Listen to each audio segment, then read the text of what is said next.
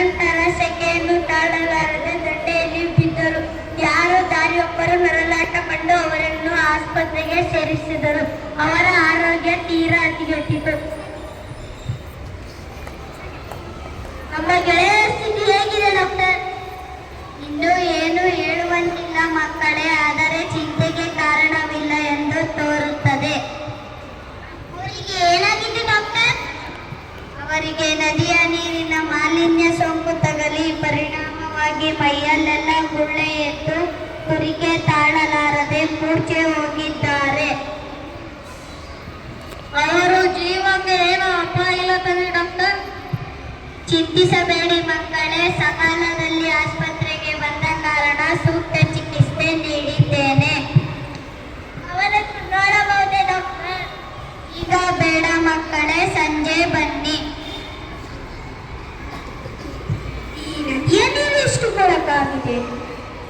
ಅಬ್ಬ, ಈ ಕೆಟ್ಟ ನೀರಿಗೆ ಅವರೇ ಜೀವಿಸಿದ್ದರು. ಅವರಿಗೆ ಶೆಕೆ ತಡೆಯಲು ಆಗಲಿಲ್ಲವೋ ಏನು?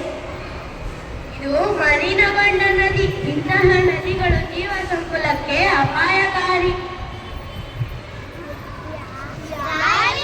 ಎಷ್ಟು ಅಸಹ್ಯವಾಗಿದ್ದಾಳೆ. ನಾನು ಜಲದೇವತೆ ಮಕ್ಕಳೇ. ಜಲದೇವತೆ ಹೀಗಿರುತ್ತಾಳೆ. ನಿನ್ನನ್ನು ನೋಡಿದರೆ ನಮಗೆ ಅಸಹ್ಯವಾಗುತ್ತದೆ. ಏಕೆ? ನಾನು ಏನು ಮಾಡಿದೆ? ನೀವೇಕೆ ಅಸಹ್ಯ ಪಟ್ಟುಕೊಳ್ಳುತ್ತಿದ್ದೀರಿ? ನನ್ನಿಂದ ನೀವು ಹಲವು ಪ್ರಶ್ನೆಗಳನ್ನು ಪಡೆದಿಲ್ಲವೇ? ಎಲ್ಲ ಸರಿ, ಆದರೆ ನೀನೀಗ ಕಲುಷಿತಗೊಂಡಿರುವೆ. ನಿನ್ನ ನೀರನ್ನು ಕುಡಿಯಬಾರದಂತೆ, ನಿನ್ನಲ್ಲಿ ಸ್ನಾನ ಮಾಡಬಾರದಂತೆ ವೈದ್ಯರೇ ನಮಗೆ ಈ ವಿಚಾರ ತಿಳಿಸಿದ್ದಾರೆ. ಅಲ್ಲದೆ ನಮ್ಮ ಹೃದಯ ಗೆಳತಿಯರು ನಿನ್ನಲ್ಲಿ ಸ್ನಾನ ಮಾಡಿ ಅಸ್ವಸ್ಥರಾಗಿ ಆಸ್ಪತ್ರೆಗೆ ದಾಖಲಾಗಿದ್ದಾರೆ. ಮಕ್ಕಳೇ, ಇದಕ್ಕೆಲ್ಲ ಕಾರಣ ನಾನಲ್ಲ, ನೀವೇ. ನಾವೇ? ನೀವು ಅಂದರೆ ನಿಮ್ಮವರು. ನಮ್ಮವರನ್ನು ಶುದ್ಧರಾಗಿ ಅಣಿಯಬಾರದೆಂದು ತಾಕೀತು ಮಾಡಿದರೆ ಇನ್ನು ನೀರಿಂದ ನಮಗೀಗ ಉಳಿಗಾಲವಿಲ್ಲ. ಇಲ್ಲ ಮಕ್ಕಳೇ, ಇದಕ್ಕೆಲ್ಲ ಕಾರಣ ನಾನಲ್ಲ. ಇಲ್ಲ ಮಕ್ಕಳೇ, ನೀವು ನನ್ನ ಬಗ್ಗೆ ತಪ್ಪು ತಿಳಿದಿದ್ದೇವೆ. ನನ್ನ ಮಾತುಗಳನ್ನು ಕೇಳಿ. ಪರಿಶುದ್ಧರಾಗಿ ಹರಿವ ನನ್ನನ್ನು ಕಲುಷಿತಗೊಳಿಸಿದವರು ಮನುಷ್ಯರೇ. ಬಹಳ ಹಿಂದಿನಿಂದ ಇತ್ತೀಚಿನವರೆಗೂ ಮಾಲಿನ್ಯಳಾಗಿ ಹರಿಯುತ್ತಿದ್ದೆ. ಆಗ ಈ ಮನುಷ್ಯರು ನನ್ನ ನೀರನ್ನು ಕುಡಿಯುತ್ತಿದ್ದರು, ಆಹಾರ ತಯಾರಿಕೆಗೆ ಬಳಸುತ್ತಿದ್ದರು, ಬೇಸಾಯಕ್ಕೆ ಉಪಯೋಗಿಸುತ್ತಿದ್ದರು. ನನ್ನಲ್ಲಿ ಲೆಕ್ಕವಿಲ್ಲದಷ್ಟು ಜಲಚರ ಜೀವಿಗಳು ಎಲ್ಲವೂ ಸಹ ಸಂತೋಷದಿಂದ ಇದ್ದವು. ಈಗ ನಾನು ಪರಿಶುದ್ಧಳಾಗಿಲ್ಲ. ಅನೇಕ ಕಾರ್ಖಾನೆಗಳನ್ನು ನನ್ನ ದಂಡೆಯಲ್ಲಿ ಸ್ಥಾಪಿಸಿ ಅದರಿಂದ ಹೊರಬರುವ ರಾಸಾಯನಿಕ ಪದಾರ್ಥಗಳನ್ನು ಮತ್ತು ಕಸದ ರಾಶಿಯನ್ನು ನನ್ನೊಳಗೆ ಎಸೆದಿದ್ದಾರೆ.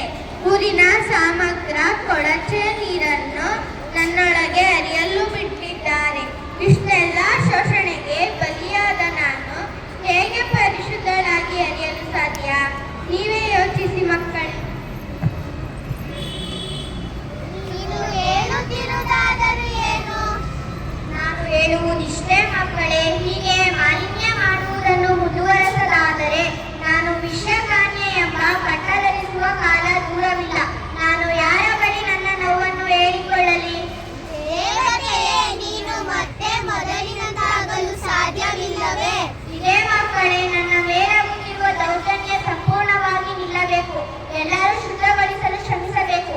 ನನ್ನಲ್ಲಿ ಯಾವುದೇ ಬಗ್ಗೆ ಮಲಿನ ವಸ್ತು ಸೇರದಂತೆ ನೋಡಿಕೊಂಡರೆ ನಾನು ಮತ್ತೆ ಮೊದಲಿನಂತೆಯೇ ಪರಿಶುದ್ಧಳಾಗಿ ಹರಿಯಬಲ್ಲೆ. ಹಾಗಾದರೆ ಈಗ ಹೇಳಿ ಮಕ್ಕಳೇ, ನನಗಾಗಿ ನೀವು ಏನು ಮಾಡಬಲ್ಲಿರಿ? ತಾಯಿ, ನಾವೆಲ್ಲರೂ ನಿನ್ನ ಮಾಲಿನ್ಯ ತಡೆಯಲು ಶ್ರಮಿಸುತ್ತೇವೆ. ಇಂದಿನಿಂದಲೇ ಪಣ ತೊಟ್ಟು ನಿನ್ನನ್ನು ಪರಿಶುದ್ಧರಾಗಿರಲು ಪ್ರಯತ್ನಿಸುತ್ತೇವೆ. ಧನ್ಯ ಮಕ್ಕಳೇ, ಧನ್ಯ. ನಮ್ಮ ನೆಚ್ಚಿನ ಮುಖ್ಯ ಶಿಕ್ಷಕರವರಿಗೆ, ಸಹ ಶಿಕ್ಷಕರುಗಳಿಗೆ ಮತ್ತು ನನ್ನ ಸ್ನೇಹಿತರಿಗೆ ಧನ್ಯವಾದಗಳು.